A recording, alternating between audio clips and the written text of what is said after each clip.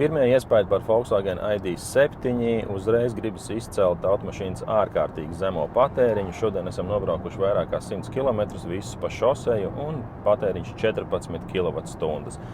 Ražotājs sola 14,1, tā kā esam turpat līmenī. Tiem, kas nav varbūt tēmā, pateikšu, ka šādi patēriņi ir tikai ļoti maziem un mazjaudīgiem auto, Konai, mazajiem Peugeot, Latvijas bestsellerim Ora. Pat ir lielāks patēriņš, ka šāda izmēra, smaguma, jaudas šai mašīnai 286 zirgspēki. Nav šādi patēriņi, tā kā Volkswagens ir izdarījis ļoti labu darbu. Kā tas ir panākts, mašīnā ir ļoti laba aerodinamika, uzlaboti motori un uzlabot arī baterija, kurai tur savādāki tinumi, kas tad attiecīgi to patēriņu dzen lejā.